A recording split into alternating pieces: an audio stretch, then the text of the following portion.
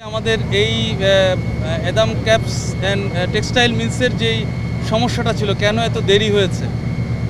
আর একটা কথা বলতে চাই যে এখানে একটা আপনারা জেনে থাকবেন যে আল্লাহর রহমতে কোনো ধরনের কোনো ক্যাজুয়ালিটি হয়নি। এটা একটা আমি বিশেষভাবে ধন্যবাদ দেব আমাদের ইপিজেড কর্তৃপক্ষকে। ওনারা টাইমলি এখানকার যে মানে আর্মি পুলিশ ওনাদেরকে এমন একটা দ্রুত এই বিল্ডিং থেকে সবাইকে ইভাকুয়েট করার জন্য মানে সাহায্য করেছেন। এই জন্য আমি এই বিশেষ করে এই দুইটা বাহিনীকে আমি বিশেষভাবে ধন্যবাদ দিতে চাই। এনাদের এই ইভাকুয়েশনটা দ্রুত হওয়ার কারণেই এখন আমরা এই কথাটা বলতে পারছি যে আমাদের কোনো ক্যাজুয়ালিটি নাই। এটা একটা আমাদের জন্য একটা বিশাল পাওয়া। যদিও আমরা সিরিজ অফ ঘটনা দেখতে পাচ্ছি, এই অগ্নিকাণ্ড যদিও আমরা এটা কখনোই আমাদের কাম্য না, তারপরেও আমরা মৃত্যুর মিছিল আমরা দেখতে পাচ্ছি। তবে এই ঘটনার এই এডাম ক্যাপস অ্যান্ড টেক্সটাইলে আমাদের কোনো মৃত্যু অথবা কোনো ক্যাজুয়ালিটির কোনো ঘটনা নেই। আমরা সোফার আমাদের কাছ থেকে কেউ বলে নাই এবং আমরা পাইও নাই। আর এই বিল্ডিংটা সম্পর্কে একটু বলবো কেন এত সময় লেগেছে। এখানে আপনারা দেখে থাকবেন যে বিল্ডিংটা একটা মিশ্র অকুপেন্সি বিল্ডিং, মানে অকুপেন্ট লোডটা মিশ্র ছিল।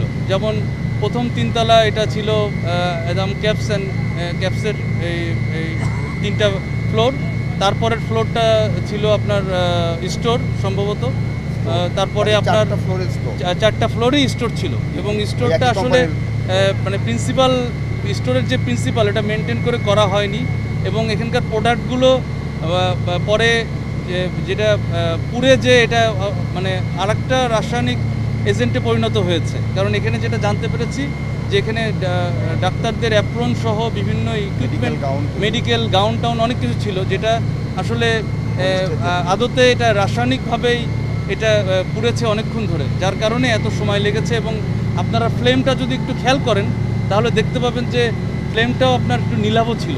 সুতরাং এইটার আসলে ফ্লেমের আকার এবং অন্যান্য মানে ফুয়েলটা এত বেশি ছিল যে এটা পুরে এটা ডিকে স্টেজে আসতে অনেক সময় লেগেছে এবং এটা খুব অল্পতেই ডেভেলপ স্টেজে ছিল, যার কারণে আমাদের একটু বেগ পেতে হয়েছে। আমাদের আরও কিছু কারণ রয়েছে। এই বিল্ডিংটা যদি আপনারা খেয়াল করেন, 2 দিক থেকে এটা খোলা, কিন্তু বাদ বাকি 2 দিকটা সেটব্যাক, মানে যেটাকে বলি আমরা যেটা বিল্ডিং কোডের যে নিয়ম, সেই নিয়মটা মেনে করা হয়নি। কারণ পার্শ্ববর্তী যে বিল্ডিংটা ছিল খুবই সন্নিকটে, এটা সেটব্যাকটা ছিল না, যার কারণে আমাদের কোনো ফায়ার ফাইটাররা ওখানে পজিশন নিতে পারেন নাই। এবং আপনারা জানেন যে এই বিল্ডিংটা দীর্ঘক্ষণ ধরে পুড়ছিল, যার কারণে এটা কিন্তু আপনার 800 থেকে 1000 ডিগ্রি সেলসিয়াস তাপমাত্রা হলে যেটা হয়, যেটা আরসিসি কলামটা কিন্তু এটা তার কলামের যে স্ট্রাকচারের যে স্ট্রেংথ এটা ছেড়ে দিয়েছে। এবং আপনারা এখনই দেখলে বুঝতে পারবেন যে এটা বিশেষ করে 5ম তলা থেকে 8ম তলা পর্যন্ত এটা স্যান্ডউইচ হয়ে ফ্লোরগুলো সব একাকার হয়ে গিয়েছে এবং ভেঙে এটা নিচে পড়েছে, যার কারণে এটা আমাদের জন্য একটু কষ্টসাধ্য ছিল। একটু দূরত্ব বজায় রেখে নিজেদের সেফটিটা ইনশিওর করে আমরা এই কার্যক্রম করেছি, যার কারণে একটু সময় লেগেছে। তবে আমাদের কারো কোনো ক্ষতি হয়নি, এটাই আমাদের সবথেকে বড় সাকসেসফুল বলবো আমরা।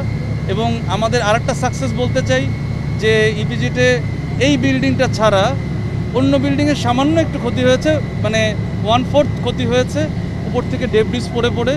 এছাড়া কিন্তু কোনো বিল্ডিং আমরা এই ফায়ারকে লিঙ্ক হতে দেই নাই।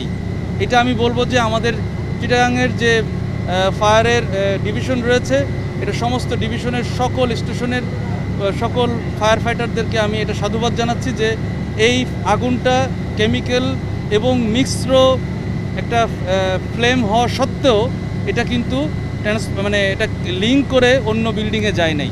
এটা আমি বলবো যে এটা বড় সাকসেস। এটার জন্য আসলে আমরা সবাই একযোগে কাজ করেছি, শুধু ফায়ার সার্ভিস না, সশস্ত্র বাহিনী কাজ করেছে, অন্যান্য বাহিনী সবাই আমাদের সাথে ছিল। আমরা টিম হিসাবে এই কাজটা করেছি, এজন্য এটার প্রাপ্য সবাই।